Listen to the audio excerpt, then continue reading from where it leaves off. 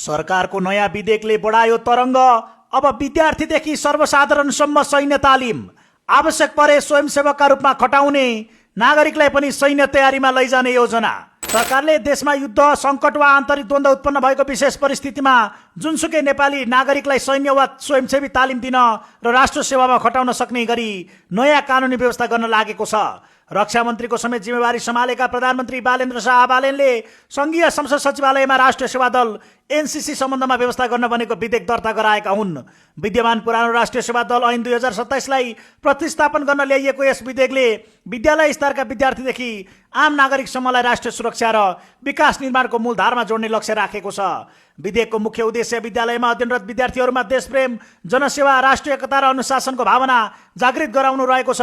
नेपालको संविधानको धारा 51 को राष्ट्रिय सुरक्षा नीति अनुसार नागरिकलाई राष्ट्रको सेवा गर्न सक्षम बनाउन यो नयाँ कानुन ल्याउनु परेको विधेयकमा उल्लेख छ। यस कानुन अन्तर्गत विकास निर्माणका काममा सहयोग पुर्याउन र विशेष परिस्थितिमा देशको रक्षाका लागि परिचालन हुन सक्ने दक्ष स्वयंसेवक समूह तयार पारिनेछ। विधेयकमा व्यवस्था गरे अनुसार सेवा दलको प्रमुख संरक्षक प्रधानमन्त्री र संरक्षक रक्षा मन्त्री हुनेछन्। दलको प्रशासकीय प्रमुख कार्यकारी महानिर्देशक पदमा प्रधान सेनापतिको सिफारिसमा सेनाका अवकाश प्राप्त उपरथी मध्येबाट नेपाल सरकारले 2 वर्षका लागि नियुक्त गर्नेछ। नेपाली सेना मातहत रहने यस संगठनको संरचना र दरबन्दी रक्षा मन्त्रालयको सिफारिसमा मन्त्री परिषदले स्वीकृत गरे बमोजिम हुनेछ भने सैनिक प्रशिक्षकहरू बहालवाला सेनाबाट खटाइनेछ।